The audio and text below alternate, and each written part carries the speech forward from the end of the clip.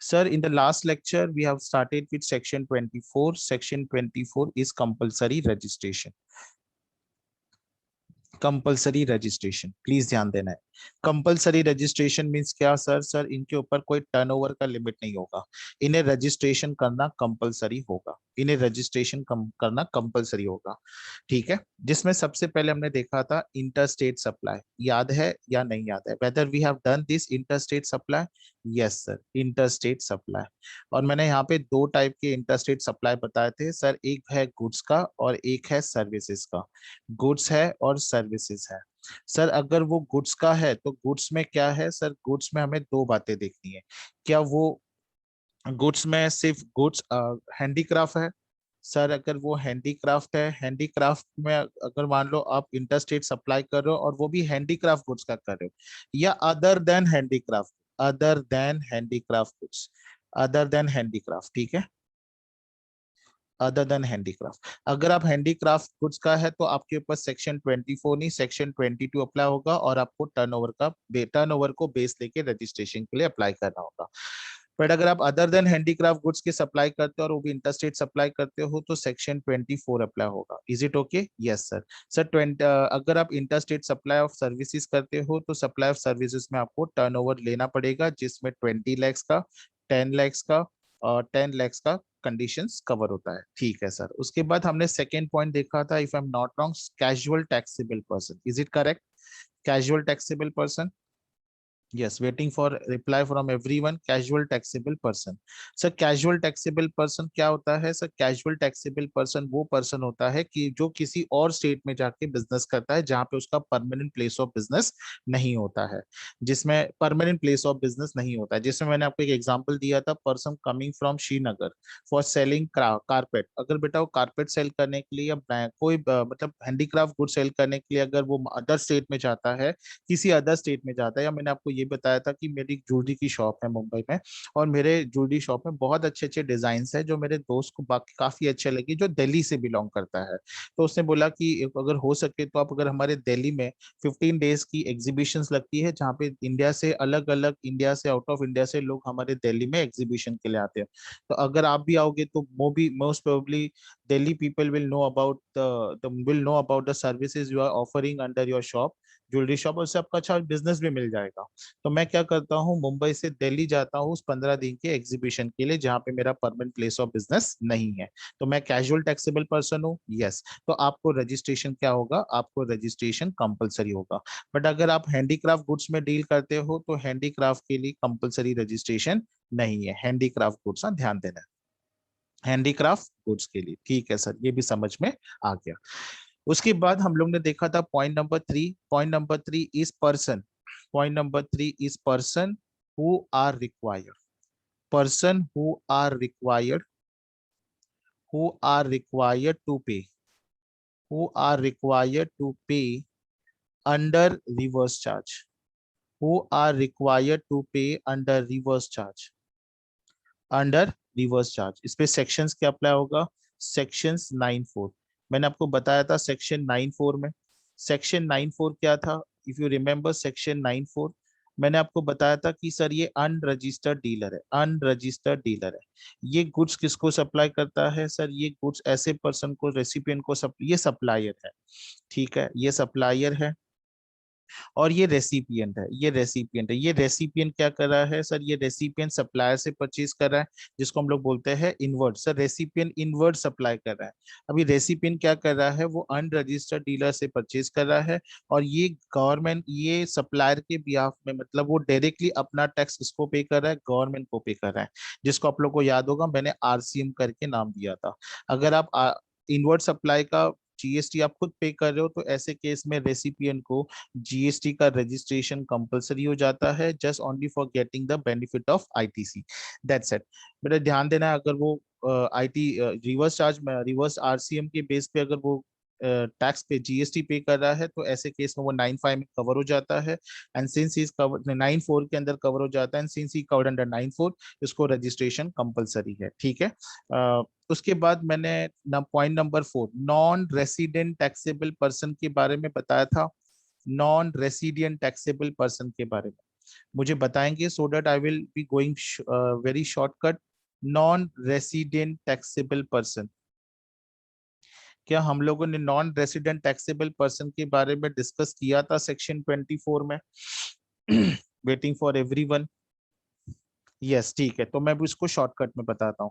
Sir इसको हम लोग नॉन रेजिडेंट टैक्सेबल पर्सन को शॉर्टकट में हम लोग NRTP बोलते हैं ना। What is NRTP? मैंने मान के चलो कोई यूएस से एक पर्सन आया हुआ है जो सप्लायर है, जो क्या कर रहा है, सर्विसेज दे रहा है।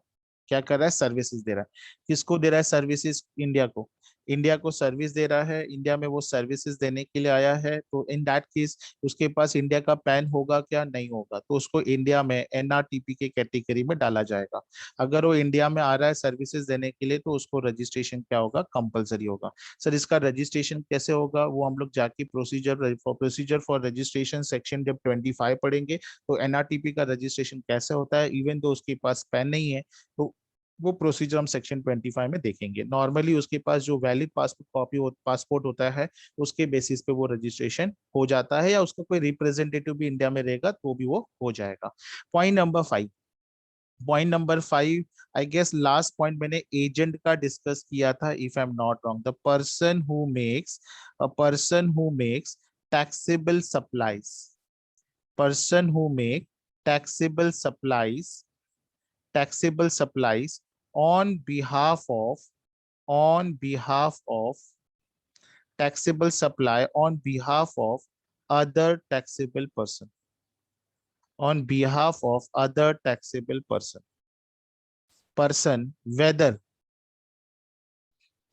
whether as an agent, whether as an agent or otherwise, whether as an agent or otherwise, whether as an agent or otherwise। Please सब सारे के सारे बच्चे ध्यान देंगे, सारे के सारे बच्चे ध्यान देंगे।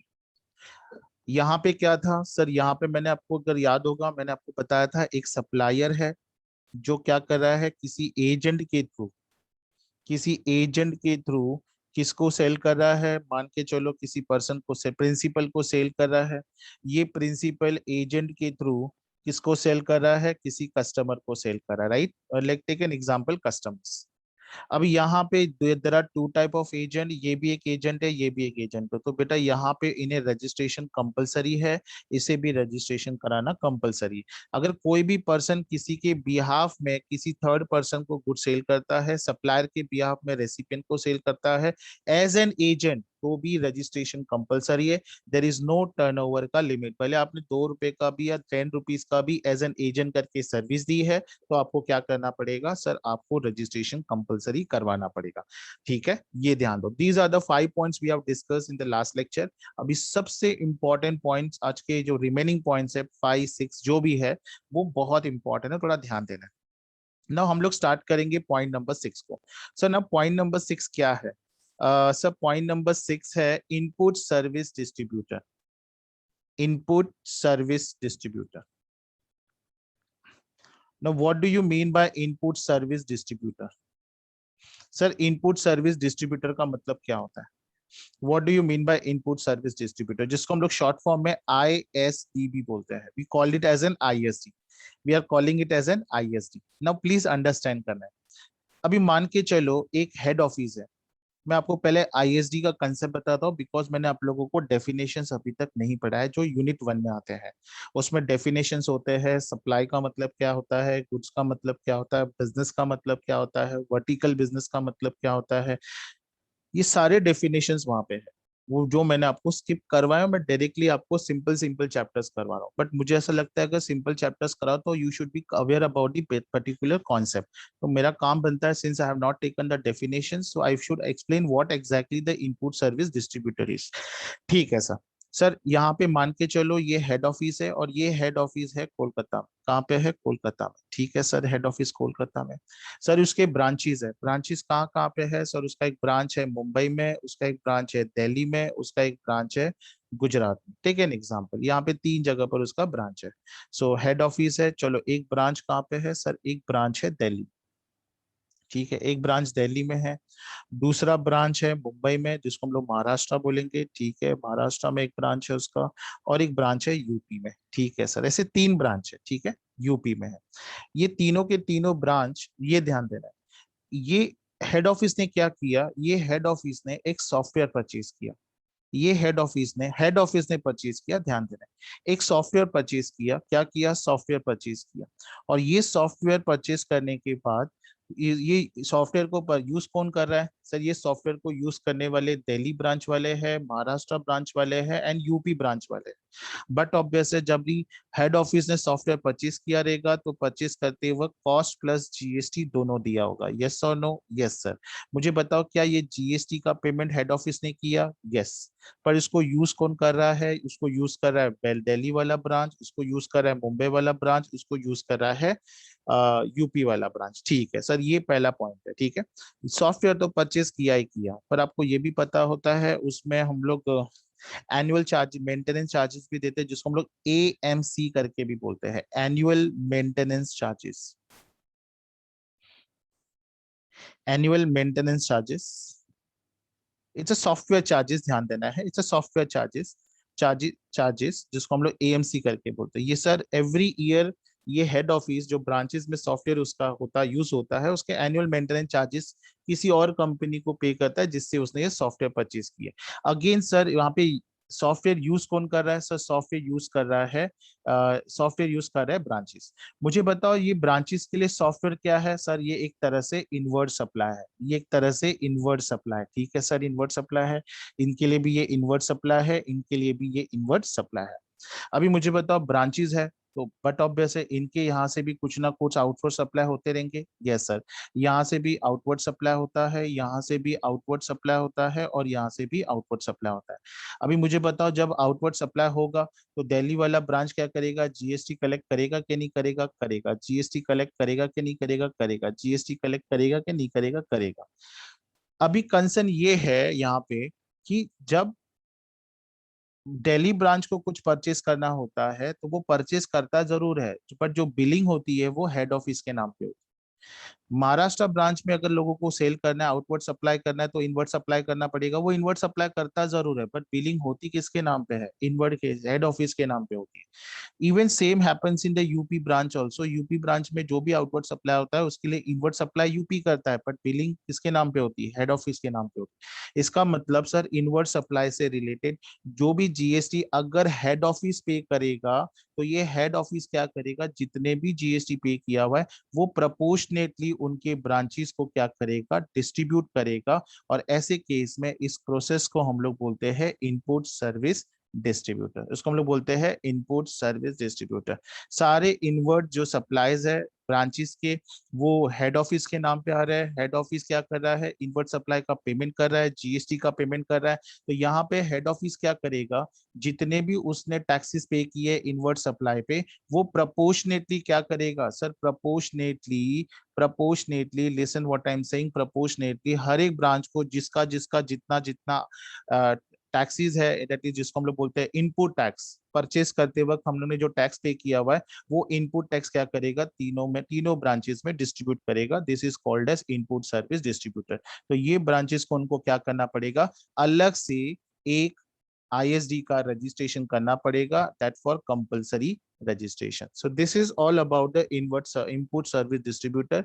If you should know, you should know input service distributor होता क्या है। And remember one thing, अगर आप देखोगे ये एक तरह का सर्विसेज है, ये input service distributor is applicable only for services, only for services not for goods. तो यहाँ पे मैं नोट लिख देता हूँ, बाद में तकलीफ नहीं हो। नोट क्या है, ISD is not applicable, ISD is not applicable। Sir ISD किसके लिए एप्लीकेबल नहीं है, is not applicable for, applicable to raw material, is not applicable to raw material and capital goods, and capital goods, and capital goods. If anybody has any doubt in this, let me, if anybody has any doubt in this, let me। तो यहाँ पे ISD अगर वो service provider है तो registration compulsory है, but sir अगर वो ISD रॉ मटेरियल का है, कैपिटल गुड्स का है तो वो सेक्शन 24 में कवर नहीं होगा. Yes, asking everyone, either anybody having any doubt, no doubt, put a message in the chat box, no doubt.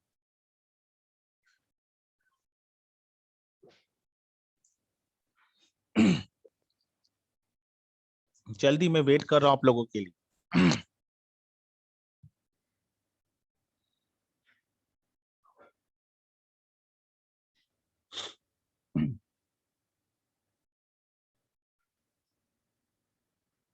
ठीक है, तो सर हम लोग अभी आगे जाएंगे. पॉइंट नंबर 6 हो गया. Point number 7.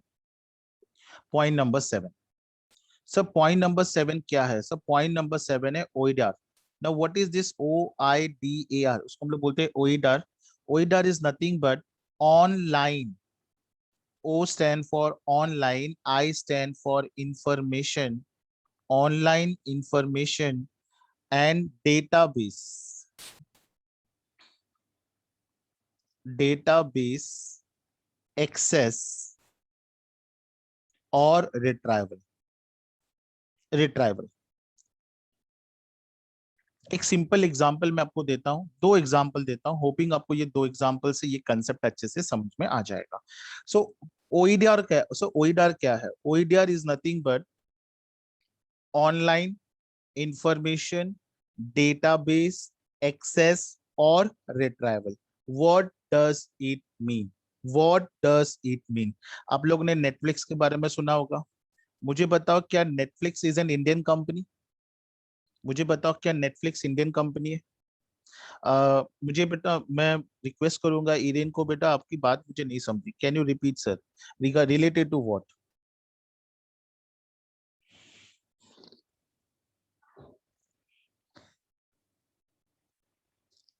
ISD. Sir ISD में एक बार फिर से रिपीट करता हूँ. One student requested me sir to repeat the ISD again. ठीक है बेटा, ISD में क्या होता है? ISD में एक हेड ऑफिस होता है. हेड ऑफिस क्या करता है? जितने भी ब्रांचेस के इनपुट सर्विसेज होते हैं, जो भी ब्रांचेस क्या लेगा? इनपुट सर्विसेज लेगा. इनपुट सर्विसेज, इसकी बिलिंग किसके नाम पे होती है? हेड ऑफिस के नाम पे होती है. बेटा पैसा जीएसटी का हेड ऑफिस दे. मेरे यहाँ से नेटवर्क इश्यू हो रहा है because I am getting message on my desktop that your internet connection is low. I hope my voice is audible to you all. Is my voice is Audible?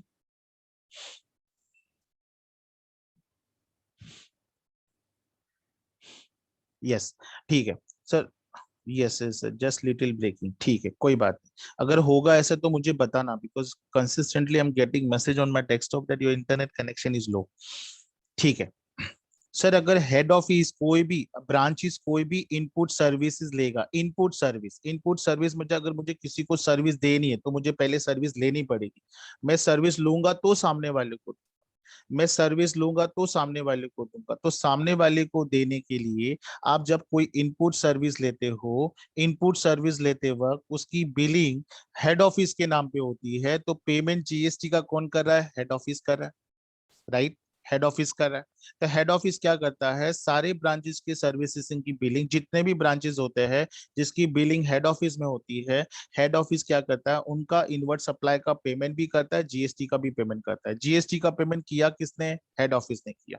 पर जब भी बात आती है कंप्यूटेशन ऑफ जीएसटी पेमेंट की, computation of GS payment of GST की बात आती है, तो पेमेंट ऑफ जीएसटी की बात आते वक्त सर आउटवर्ड सप्लाई ब्रांच ने किया रहता है. हाँ सर, आउटवर्ड सप्लाई ब्रांच ने किया रहता है.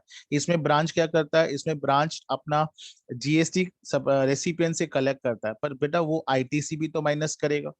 यहाँ पे भी उसने आउटवर्ड सप्लाई किया, कस्टमर से जीएसटी कलेक्ट किया, उसमें को भी तो आईटीसी माइनस करना पड़ेगा. अभी अब सर आप बोलोगे आईटीसी का मतलब क्या होता है? सर आईटीसी का मतलब अगर मैं सिंपल वर्ड में बताऊं, आप परचेज करते वक्त कोई टैक्स पे करते हो उसको हम लोग बोलते हैं आईटीसी, इनपुट टैक्स क्रेडिट. इसके बारे में मैंने आपको ब्रीफ डिस्कस कर चुका हूं मैं इसमें, जब मैंने आपको सेकेंड चैप्टर बताया था कास्केडिंग इफेक्ट का. यहाँ पे भी आउटवर्ड सप्लाई किया है बरोबर, कस्टमर से टैक्स कलेक्ट किया है, आईटीसी माइनस करना पड़ेगा। हाँ, अभी ये आईटीसी ब्रांचेस ने नहीं पे किया हुआ है, बिकॉज उनके इसमें एक सिस्टम है कि जो भी इनवर्ड सप्लाई होगा बिलिंग हेड ऑफिस के नाम पे होगा। ठीक है, तो सारे के सारे जीएसटी का पेमेंट किसने किया है? हेड ऑफिस ने किया है। तो हेड ऑफिस क्या करता है, रिस्पेक्टिव ब्रांच का जो इनपुट जो जीएसटी उसने पे किया था वो सारे के सारे रिस्पेक्टिव ब्रांच का जीएसटी का जो आईटीसी होता है वो रिस्पेक्टिव ब्रांच क्या करता है, अपने हेड में लेता है, उसको हम लोग बोलते हैं input service distributor. Is it right? और ऐसे केस में आईएसडी को रजिस्ट्रेशन लेना कंपलसरी होता है। ठीक है सर। नाउ सर हम लोग जाएंगे आगे। सर नेटफ्लिक्स आप लोग ने सुना होगा, मुझे बताओ Netflix is an Indian company और नॉन इंडियन कंपनी? मुझे बताओ क्या नेटफ्लिक्स इंडियन कंपनी है, non Indian company? Very good, non Indian company. चलो अच्छी बात है, आपको पता है। मुझे बताओ क्या नेटफ्लिक्स का एग्जिस्टेंस इंडिया में तो नहीं है? क्या उसका कोई रिप्रेजेंटेटिव है बेटा इंडिया में? उसका कोई रिप्रेजेंटेटिव इंडिया में है? सर इतना याद नहीं है, बट हम नेटफ्लिक्स देखते जरूर है, that is a different thing. Sir मुझे बताओ इसका कोई रिप्रेजेंटेटिव भी इंडिया में नहीं? उसका कोई रिप्रेजेंटेटिव भी इंडिया में नहीं है। पर सब्सक्राइब करने वाले कौन है सर? सब्सक्राइब करने वाले भी इंडियंस है, तो हम यूज कर रहे हैं उसको। यस। तो नेटफ्लिक्स क्या कर रहा है? सर्विस दे रहा है, राइट? नेटफ्लिक्स सर्विस दे रहा है। अभी नेटफ्लिक्स क्या कर रहा है, जो सर्विसेज दे रहा है हम लोगों को, वो online information and data base access और रिट्राइवल की इंफॉर्मेशन दे रहा है। We are getting the services from Netflix, but Netflix का कोई भी हेड ऑफिस और रिप्रेजेंटेटिव इंडिया में नहीं है। और ये सर्विसेज कौन सी दे रहा है? It's online information data base access and retrieval service दे रहा है। तो ऐसे केस में नेटफ्लिक्स का रजिस्ट्रेशन इंडिया में कंपलसरी है, उसको रजिस्ट्रेशन कराना पड़ेगा ही पड़ेगा। अदरवाइज वो अदरवाइज वो इंडिया में बिजनेस गवर्नमेंट उसको करने नहीं देगी। इनिशियली जब जूम ऐप आया था इंडिया में, तो जूम ऐप के ऊपर जीएसटी नहीं लगता था। आई गेस जहां तक मेरे नॉलेज में, zoom app initially zoom app के ऊपर, सिंस जूम के ऐप के ऊपर एप्लीकेशन जो परचेज करते थे इंडियन एप्लीकेंट्स यूजर्स, उसके ऊपर पहले जीएसटी नहीं लगता था। बट अभी आप उसको जूम ऐप को परचेज करोगे, आई कुछ 11.99 डॉलर्स आता है, पहले डॉलर्स में आता था, अभी आप रुपीज में भी पेमेंट कर सकते हो। अभी उसको जीएसटी लग कर आता है। Is it okay? जीएसटी लग कर आता है। तो यहाँ पे रजिस्ट्रेशन कंपलसरी है। मैं सिंपल एक एग्जांपल बताता हूँ बेटा, हम लोग मोबाइल फोन पे ऐप यूज करते हैं, we are using the application, software हम लोग डाउनलोड करते हैं। यस, वो सॉफ्टवेयर क्या है? वो सॉफ्टवेयर भी बेस्ट एग्जांपल है ऑफ ओईडीआर का एक बेस्ट एग्जांपल है। हम उसको डाउनलोड करते हैं, यस। ऑनलाइन ड्रॉ डाउनलोड करते हैं, यस। अब जब वो सॉफ्टवेयर को हम लोग डाउनलोड करते हैं तो वो हमसे परमिशन लेता है, वो हमसे परमिशन मांगता है कि हमारे डेटाबेस को हम वो एक्सेस कर सकता है। हम लोग उसको एक्सेप्ट भी करते हैं। करते नहीं करते, आपकी फोटो गैलरी को एक्सेस कर सकते हैं, आप बोलते हो यस। अगर आप नो बोलोगे तो वो स्टार्ट ही नहीं होगा, वो बात अलग है। तो हम लोग कोई एप्लीकेशन अगर इंडिया में यूज करते हैं, बट उसका जो सप्लायर है वो कौन है, इंडिया में उसका एग्जिस्टेंस नहीं है, तो ऐसे केस में ऐसे ऑनलाइन डेटा बेस एक्सेस और रिट्राइवल को इंडिया में रजिस्ट्रेशन करवाना कंपलसरी होता है। ये ध्यान देना है, क्या होता है? इंडिया में कंपलसरी होता है। अगर वो रजिस्ट्रेशन नहीं कराएंगे तो बेटा इंडियन गवर्नमेंट उसको बिजनेस करने नहीं देगी। ये भी ध्यान देना है। ठीक है सर, ये समझ में आ गया। Last point, that is which, E commerce operator, जिसको हम लोग इको बोलते हैं। क्या बोलते हैं? इको। यहाँ पे लास्ट पॉइंट है इको। अगर मैं कुछ छूट गया है तो थ्योरी पढ़ते मुझे याद आएगा, अगर मैंने कुछ स्किप किया होगा तो। ना व्हाट इज इको? इको का मतलब होता है ई कॉमर्स ऑपरेटर। ई कॉमर्स ऑपरेटर, ठीक है सर, ई कॉमर्स ऑपरेटर। ना ये ई कॉमर्स ऑपरेटर कौन होते हैं? सर ये ई कॉमर्स ऑपरेटर, इनका ना एक पोर्टल होता है। क्या होता है? एक पोर्टल होता है, वो अपनी एक वेबसाइट बना के रखते हैं, वेबसाइट बना के रखते हैं।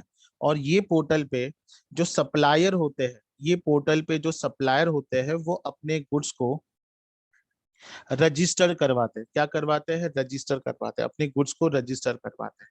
ठीक है, रजिस्टर करवाते हैं।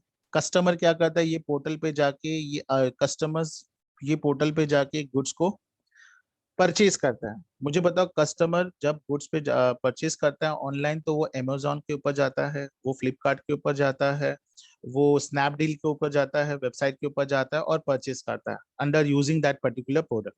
अभी यहाँ पे पोर्टल क्या कर रहा है? ये ई कॉमर्स, इस पोर्टल को हम लोग बोलते हैं ई कॉमर्स, इको बोलते हैं, eco. What we called is at e commerce करके बोलता है।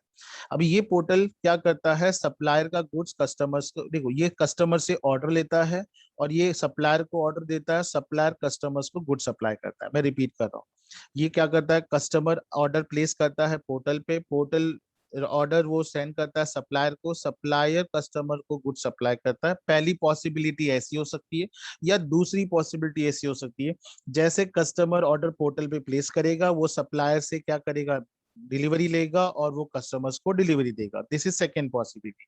पहली पॉसिबिलिटी क्या है, कस्टमर ने पोर्टल पे ऑर्डर किया, पोर्टल ने सप्लायर को बोला ऑर्डर प्ले डिलीवर शेयर किया, और सप्लायर ने डिलीवरी किसको दी, सप्लायर ने डिलीवरी कस्टमर को। दूसरे केस में क्या होगा, दूसरे केस में सर ऑर्डर मिला कस्टमर से ई कॉमर्स को, अभी ई कॉमर्स क्या करेगा, सप्लायर से गुड्स लेगा, सप्लायर से गुड्स पोर्टल वाला ई कॉमर्स वाला लेगा और कस्टमर को शेयर करेगा। सेकेंड पॉसिबिलिटी ये है, बरोबर है।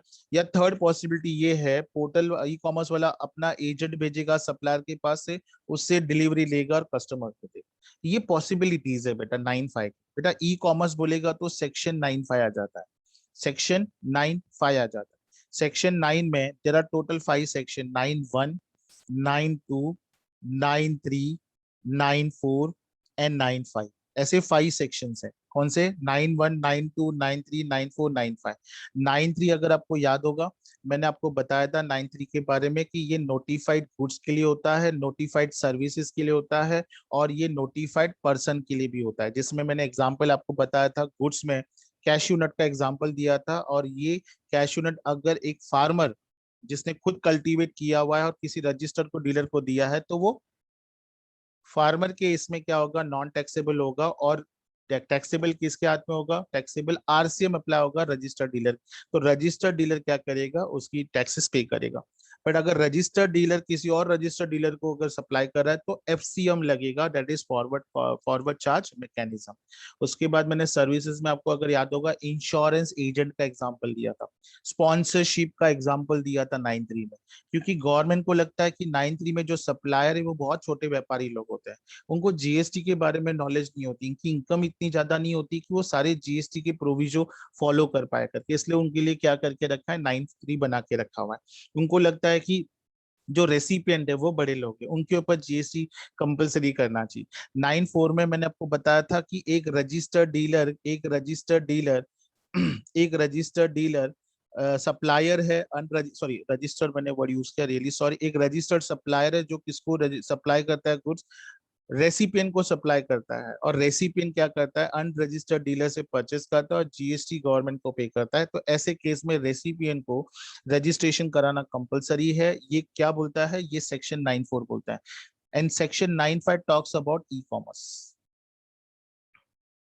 Section 9(5) talks about e commerce. Now what is E commerce, e commerce एक वेबसाइट होती है, एक पोर्टल बना के रखती है कंपनी। जरूरी नहीं कि उसका एक्सिस्टेंस इंडिया में होना चाहिए, इंडिया में रहेगा तो भी चलेगा। कस्टमर उस पोर्टल पे जाता है, अपने गुड्स को ऑर्डर करता है, प्लेस करता है, सप्लायर अपने गुड्स को रजिस्टर करवाता है इस पोर्टल पे, पोर्टल को ऑर्डर मिलता है और सप्लायर डिलीवर करता है। ठीक है, मान लो अभी कस्टमर ने ऑर्डर दिया, पोर्टल ने वो ऑर्डर सप्लायर को दिया, सप्लायर ने गुड्स की डिलीवरी दी।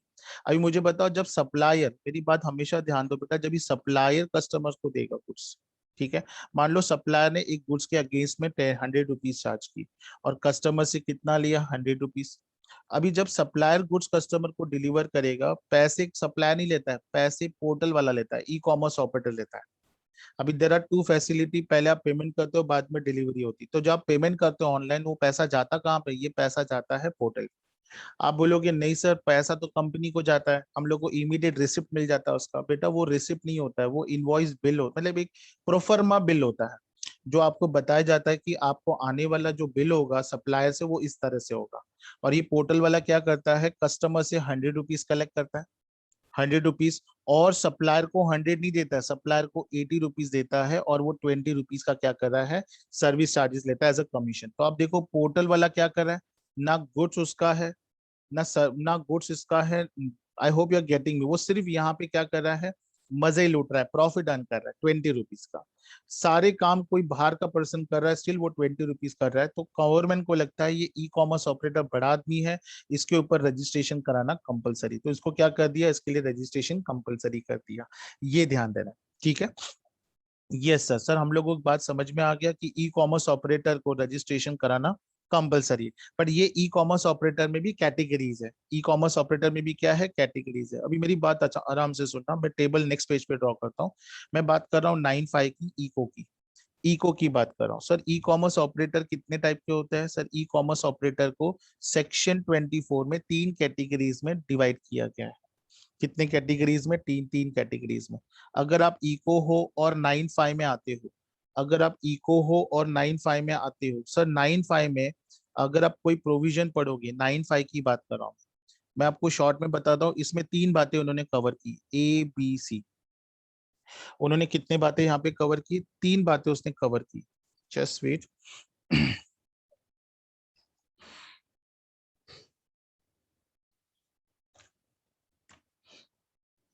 हाँ, 9(5) में उन्होंने 3 बातें कवर की है।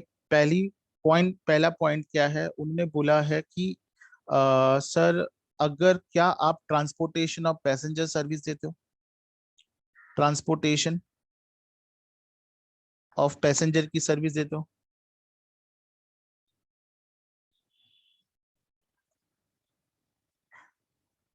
ट्रांसपोर्टेशन ऑफ पैसेंजर की सर्विसेज देते हो, पहला। दूसरा बात करता है वो supplier by way of accommodation, like we can say transportation of passenger.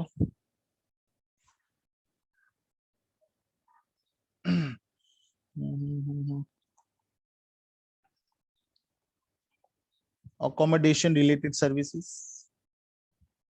Sir, जैसे कि फॉर एग्जांपल होटल से रिलेटेड, अगर आपको ऑनलाइन होटल बुक करना है तो 9(5) का ये second category. And small services, small services, I hope आपको पता रहेगा स्मॉल सर्विसेज। जैसे कि आप लोगों को प्लम्बिंग सर्विसेज चाहिए तो आप ऑनलाइन जाके प्लम्बिंग सर्विसेज के लिए बुक करते हो, प्लम्बर आपके घर पे आके सर्विस दे के चला जाता है।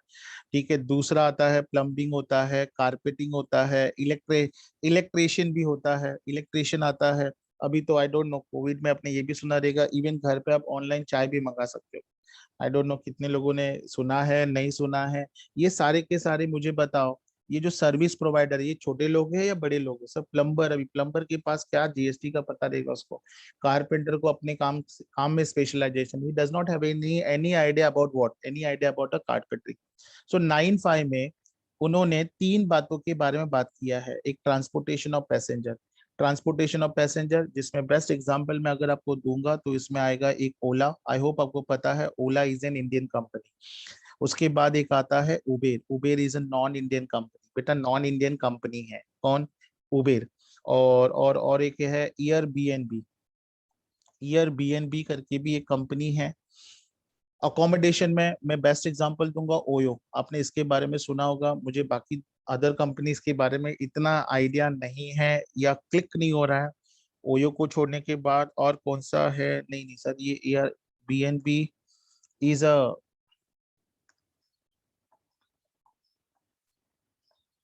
अकोमोडेशन रिलेटेड सर्विसेज प्रोवाइड करता है। और स्मॉल सर्विसेज का मुझे, मेरे पास ऐसा कोई आइडिया नहीं है। But it is very clear that there is a provision for small services also. छोटे छोटे ऐप होता है प्लम्बिंग के लिए, आप ऑर्डर प्लेस करो, प्लम्बर आपके घर पे आ जाता है। ठीक है, अभी मुझे बताओ ये सारे सर्विसेज, अभी मैं सिर्फ ओला का एग्जांपल दे रहा हूँ सर, ये ओला है, ठीक है, ये कंपनी है। अभी पैसेंजर क्या करता है सर? पैसेंजर ओला बुक करता है, ओला वाला मुझे बताओ ड्राइवर, ड्राइवर सर्विस देता किसको है? पैसेंजर। यहाँ पे सप्लायर कौन है सर? यहाँ पे सप्लायर है ड्राइवर, और यहाँ पे सर्विस रेसिपिएंट कौन है सर? यहाँ पे रेसिपिएंट है पैसेंजर। मुझे बताओ ओला क्या करता है? पैसेंजर से पैसे लेता है, ओला वाला पैसेंजर को, अपना ड्राइवर को पैसे देता है। तो यहाँ पे प्रॉफिट मार्जिन कमीशन कौन अर्न कर रहा है? ओला वाला। अभी बहुत गवर्नमेंट क्या बोलता है, ये ड्राइवर बेचारा कैसे कैसे अपना घर चलाता है, कैसे अपना दिन चलाता है, ही ओनली नोज इट। यहाँ पे बैठ बैठ के एक जगह पर दुकान में वेबसाइट बना के पैसे ओला वाले कमा रहे हैं, ई कॉमर्स ऑपरेटर कमा रहे हैं। तो हमें इनके लिए 9(5) उन्होंने बनाया है और उनके लिए रजिस्ट्रेशन कंपलसरी कर दिया है। क्या कर दिया? रजिस्ट्रेशन इन्होंने इनके लिए कंपलसरी कर दिया। तो ई कॉमर्स में एक आता है 9(5), 9(5) का मतलब होता है ट्रांसपोर्टेशन ऑफ सर्विसेज। इसने स्पेसिफिकली 9(5) ट्रांसपोर्टेशन ऑफ सर्विसेज के लिए बनाया।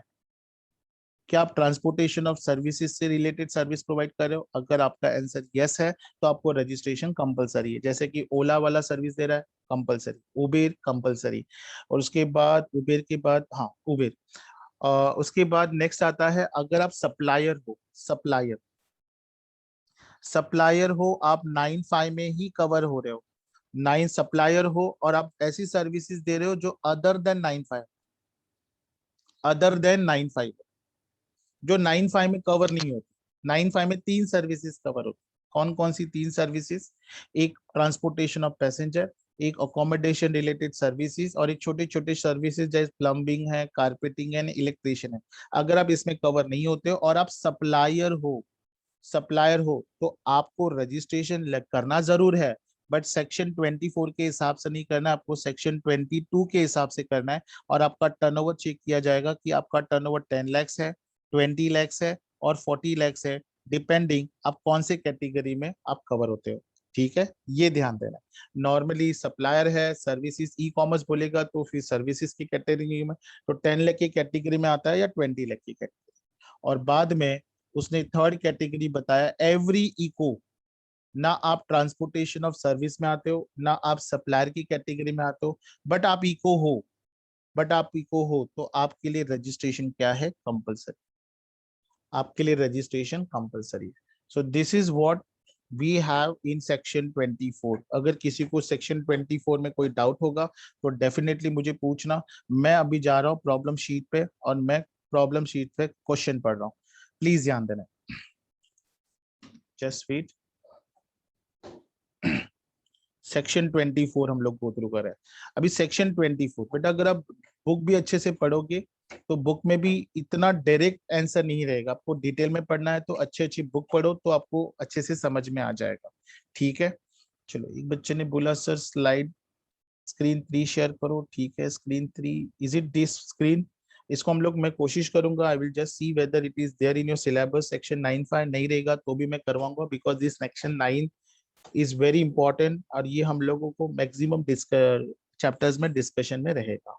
ठीक है, next one sir, there is no next one, there is no next slide.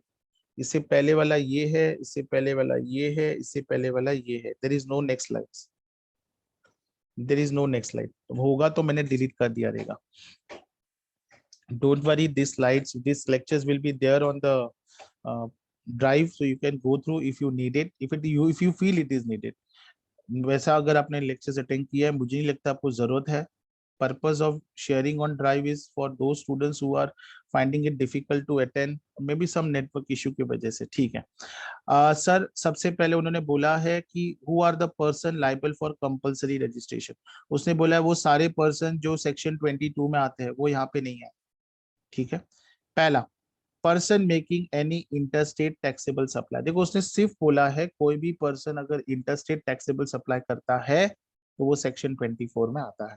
पर वो सप्लाई किसका होना चाहिए? गुड्स का होना चाहिए। गुड्स कौन से गुड्स का नहीं होना चाहिए? हैंडीक्राफ्ट गुड्स का नहीं होना चाहिए। वो सप्लाई इंटरस्टेट सर्विसेज का नहीं होना चाहिए। देखो इसके अंदर भी बहुत सारी बात है, इसके अंदर भी बहुत सारी बात है जो आई गेस टेक्स्ट बुक्स में नहीं दी गई। So my job what I feel, मैंने जो मुझे पता है वो मैंने बता दिया।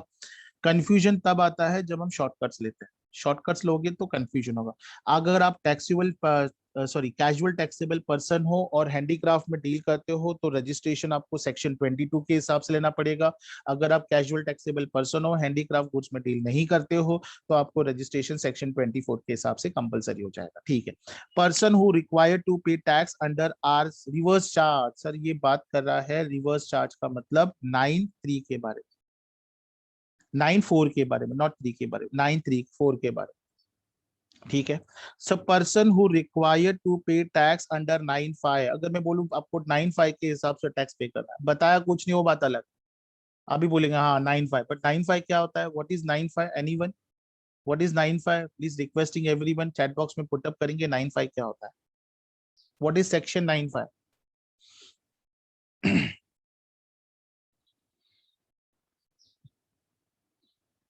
वेट कर रहा हूं मैं। What is section 9(5)?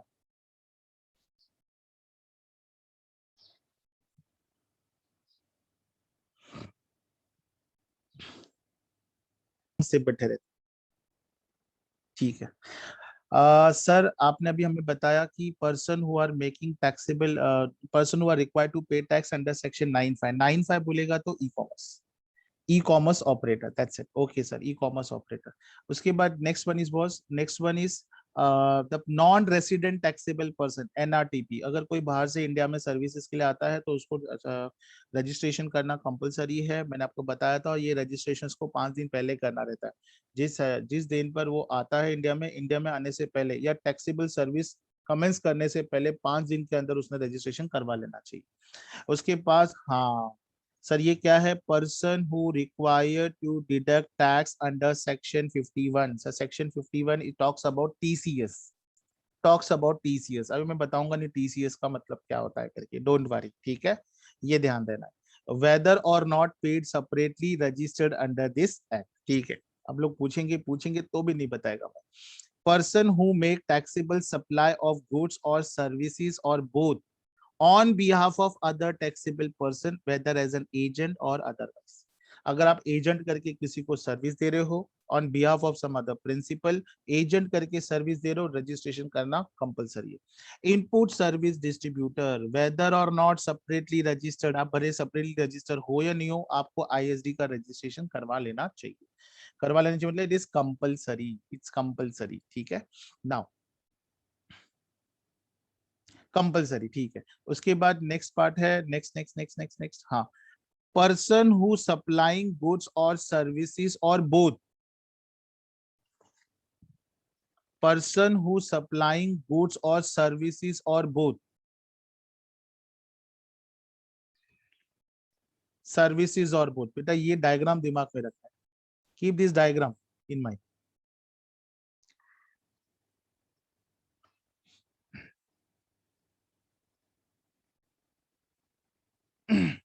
Now I am audible, now I am audible, yes ठीक है, ठीक है ठीक है ठीक है ठीक है। आगे उसने बोला है, जस्ट वेट, हाँ, पर्सन हु सप्लाइंग गुड्स और सर्विसेज और both other than supply specific under section 95। Sir 95 में क्या था, ट्रांसपोर्टेशन ऑफ पैसेंजर, जिसको हम लोग बोलते हैं ई कॉमर्स ऑपरेटर। वो other than e commerce operator who is required to collect tax at source under section 52 TDS TCS, section 51 52 TDS and TCS, ठीक है। हो गया, मान के चलो सेक्शन 51 क्या है, 52 क्या है, that I am not going to explain. Every e commerce operator, ठीक है, person supplying online information and data access and retrieval services from places outside India to a person in India other than registered person, ठीक है। और उसने और एक category बताई है, उसने ये कैटेगरी क्या बताई है, मैं प्रोविजन को 10 पॉइंट नंबर 10 को 2 बार पढ़ रहा हूँ, I will be reading twice। Such other person or class of person notified by government on recommendation of council। इसमें क्लियरली एक प्रोविजन डाल के रखा हुआ है, ऊपर जो दिए हुए 9% है, इसके अलावा भी, इसके अलावा भी गवर्नमेंट नोटिफिकेशन इश्यू करके किसी और पर्सन को कंपलसरी रजिस्ट्रेशन में ऐड कर सकती है अगर वो काउंसिल रिकमेंड करेगा तो। मैं रिपीट कर रहा हूँ सर, ये 9 के अलावा फ्यूचर में और भी कोई बहुत सारे पर्सन इसमें आ सकते हैं फॉर कंपलसरी रजिस्ट्रेशन में। अगर रजिस्ट्रेशन में आ सकते हैं, अगर काउंसिल रिकमेंड करेगा तो गवर्नमेंट उसका नोटिफिकेशन पास करेगा and that person right now, as of now, he is not in compulsory registration but future में वो compulsory registration की कैटेगरी में आ जाएगा। So here we have done with section 24, a very very important section। मैं पहले पूरा sections complete करूंगा। section 24 22 23 24 अपना हो चुका है, अभी 25 से लेके 30 पहले हम कंप्लीट करेंगे और 30 कंप्लीट होने के बाद ही हम लोग क्या करेंगे, प्रैक्टिकल प्रॉब्लम को स्टार्ट करेंगे, ठीक है, ये ध्यान देना है। So I मान के चल रहा हूँ, you people are very good people, knowing each and everything properly and having no doubt, ऐसा मैं मान के चलता हूँ, ठीक है। और मैं हैंड्स पुट कोशिश करूंगा, क्वेश्चन नहीं पूछना है, बिकॉज आप लोग ने कसम खा के रखा है रिप्लाई नहीं करना है, तो मैंने भी कसम खा के रखा है कि रिप्लाई में भी क्वेश्चन नहीं पूछेगा। सो ठीक है, then will wind up for the day. Thank you very much. चलो ठीक है, will meet in the next lecture. Take care.